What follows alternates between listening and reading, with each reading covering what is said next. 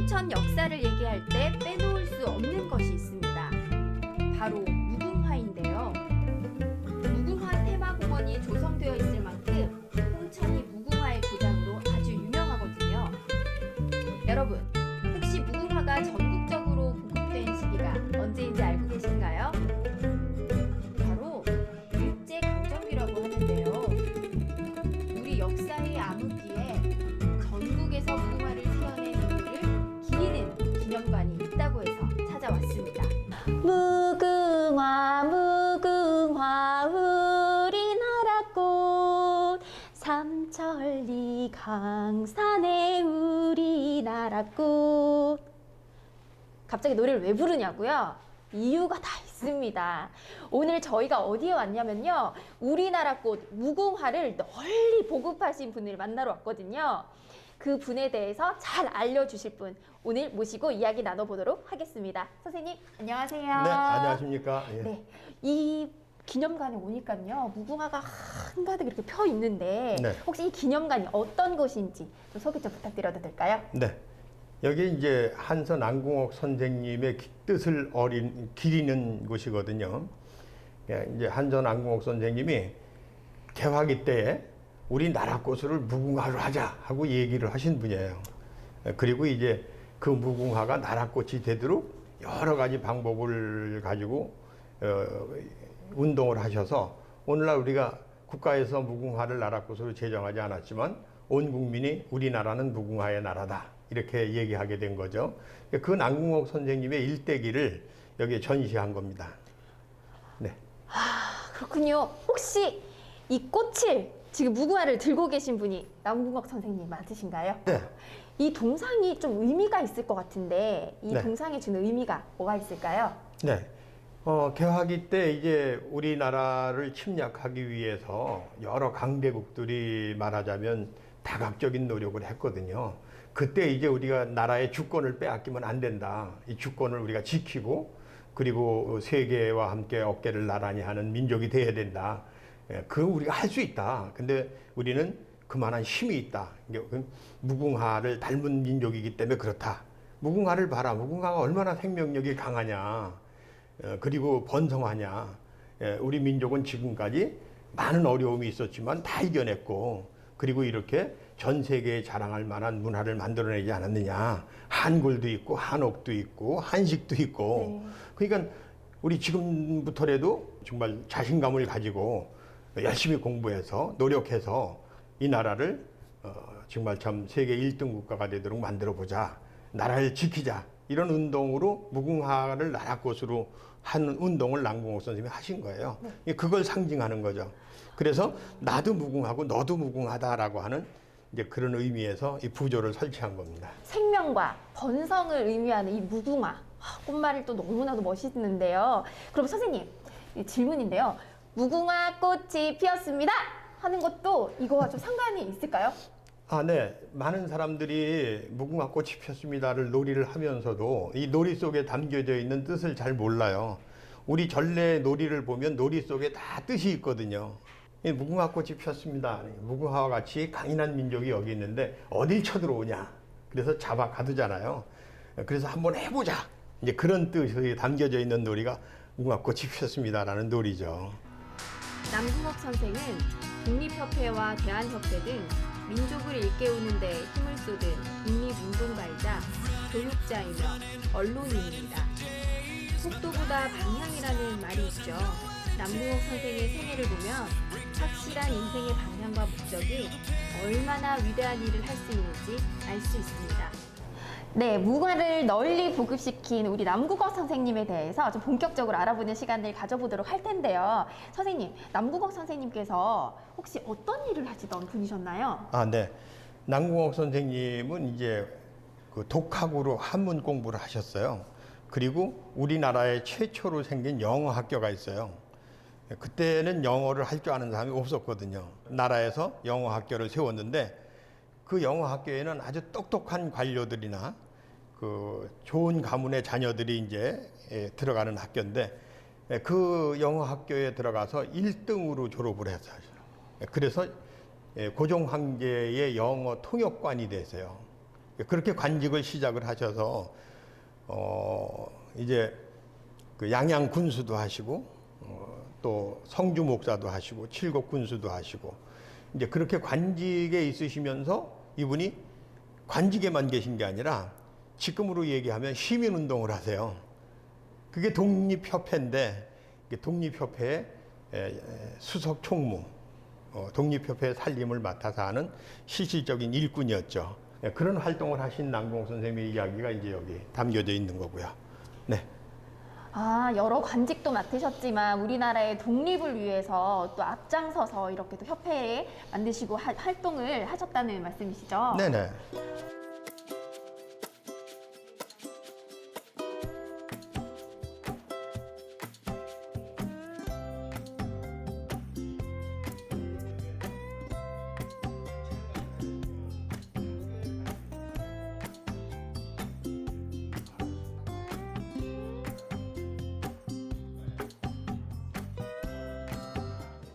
네, 이렇게 둘러보다 보니까요. 제가 한 가지 신기한 걸 발견했는데 아주 낡은 신문을 하나 발견을 했거든요. 선생님, 이 신문과 그리고 남궁옥 선생님과의 관계가 어떻게 되는지. 시민운동이 이제 보수 세력에 의해서 더 이상 시민운동을 펼쳐가지를 못해요. 그래서 독립협회가 해산이 돼요. 그 해산되기 직전에 남궁옥 선생님이 아직은 민중을 일깨우는 일이 우선해야 되겠구나. 그래서 이제 우리나라 최초의 일간지인 황성신문을 창간해서 초대 사장이 되세요. 그리고 우리나라 최초의 합작회사예요.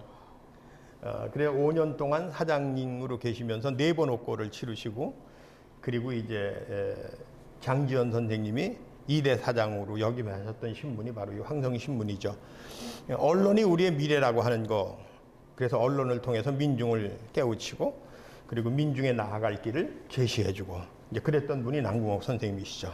네, 선생님 말씀을 들으니까 우리 남궁옥 선생님께서는 매우 똑똑하셨고 그리고 독립운동에 많은 일을 하셨고 그리고 이렇게 신문을 만드셔서 최초로 신문을 만드셔서 이렇게 민중들에게 이런 독립을 일깨우시는 역할도 하셨다는 그런 훌륭한 분이시라는 거를 오늘 처음 알게 됐거든요. 네네.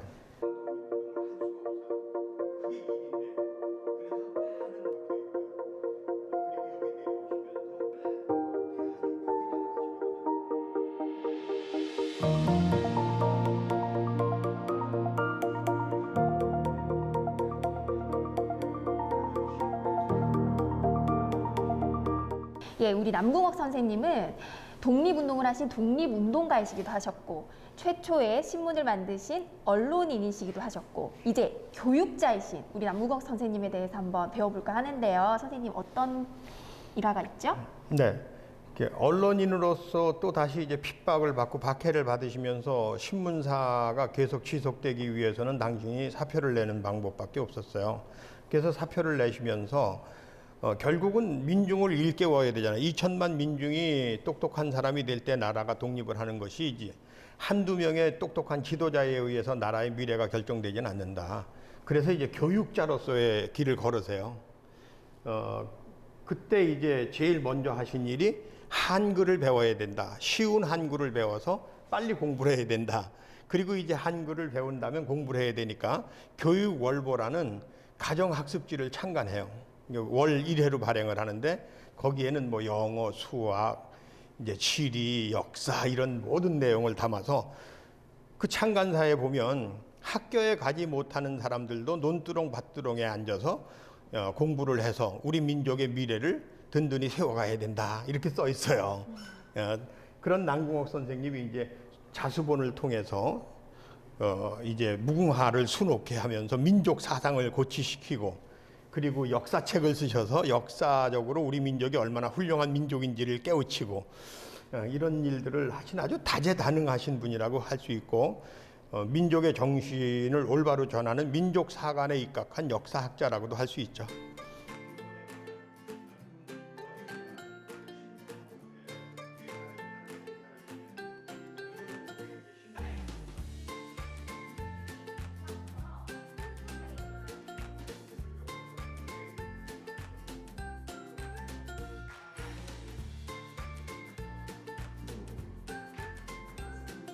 남궁옥 선생님의 그 고향이 본가는 제가 알기로는 서울에서 태어나신 걸로 알고 있는데 네네. 어떻게 그 홍천과의 깊은 관계를 가지게 됐는지 여기 어떻게 내려왔는지. 네, 어떻게 네. 내려오시게 되셔서 이곳에 계시게 됐는지가 궁금하거든요. 네. 그 당시에 이제 독립운동 하던 사람들이 서울에서 상당히 그 감시를 받고 박해를 받아요. 그래서 서울에서는 더 이상 독립운동을 할 수가 없어요. 그게 일인데. 그래서 많은 선각자들이 이제 그 망명을 가거나 아니면 이제 뭐 중국 상해로 가서 독립운동을 하거나 아니면 이제 그 자기의 연고를 찾아서 각자 시골로 내려가요. 근데 맨 마지막에 이제 남궁옥 선생님이 끝까지 서울에 남아서 일하시다가 이제 이곳으로 내려오시는데 이곳은 남궁옥 선생님의 본가가 있는 곳이에요. 그러니까 선영이라고 할 수 있죠. 남궁시들 집성촌이거든요. 그래서 이곳에 자리를 마련하시고 내려오셨는데 그때 이야기가 이제 여기 편지에 적혀 있고요. 그리고 여기 내려오시면서 곧장 예배당을 짓고 또 학교를 세워서 이제 민족 교육을 하시게 되죠. 근데 그 민족 교육이 상당히 의미가 있어요. 남궁옥 선생님은 1907년에 대한협회 회장을 하시거든요. 근데 대한협회의 큰 사업이 두 가지인데 하나는 국채보상운동이고 하나는 사립학교 운동이에요.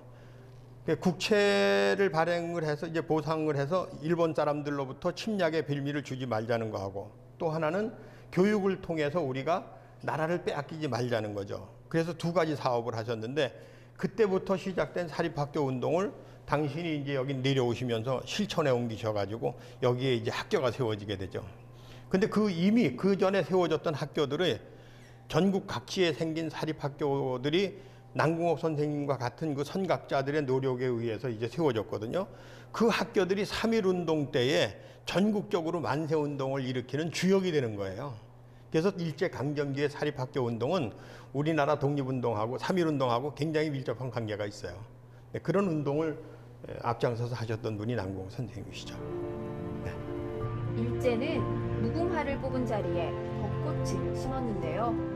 남궁옥 선생은 뽕나무 묘목과 함께 무궁화 묘목을 심고 뽕나무를 보급한다는 구실로 전국에 무궁화를 전했습니다. 네, 선생님 말씀을 계속 듣다 보니까요. 궁금한 게 한 게 생겼는데 왜 남궁옥 선생님께서는 그 많은 꽃들 중에서 왜 하필 무궁화를 우리나라의 상징으로 조금 생각을 하셨는지 그 이유가 궁금하거든요. 네.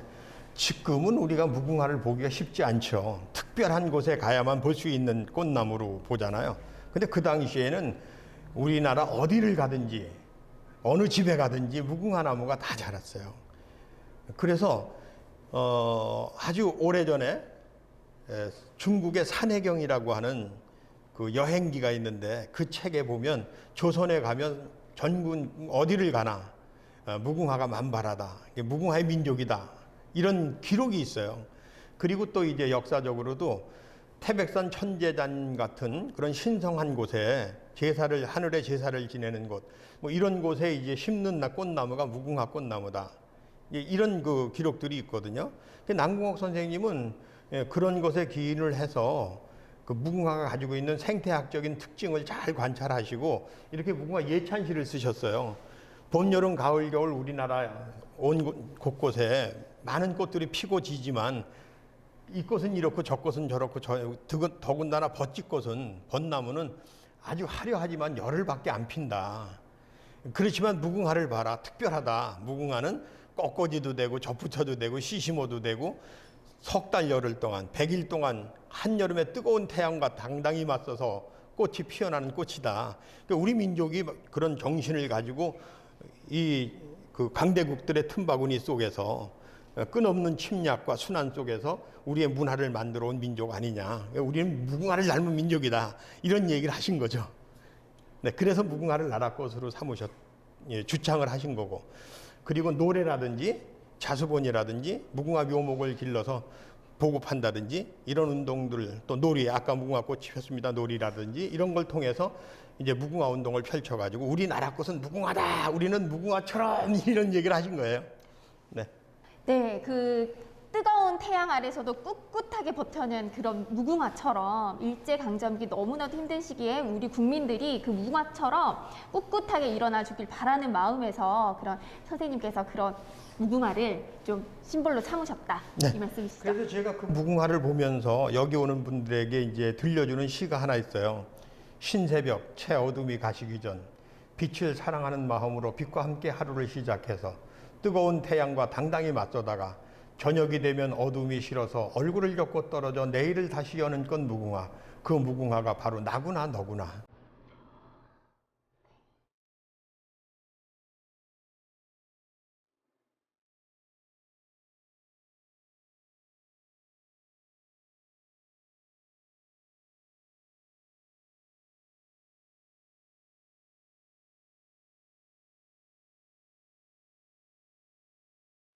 네, 지금까지 쭉 우리 남궁옥 선생님의 정말 그런 행적을 저희가 알 수가 있었는데요.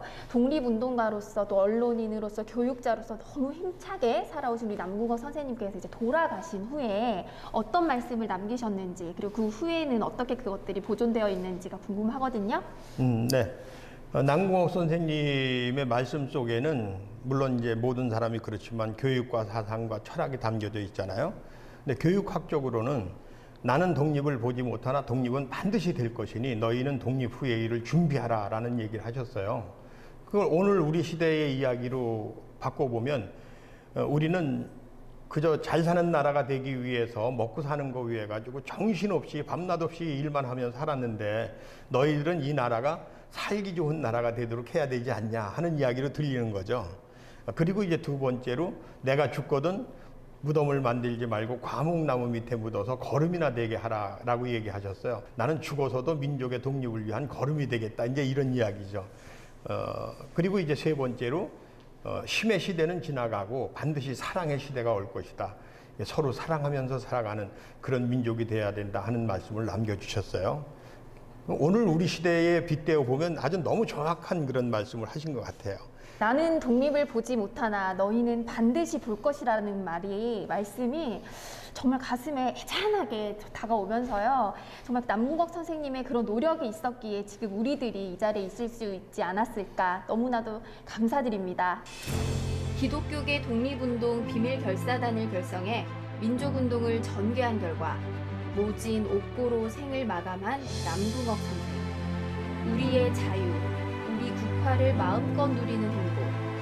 그 뒤에 무엇이 있는지 홍천에 오시면 알 수 있습니다.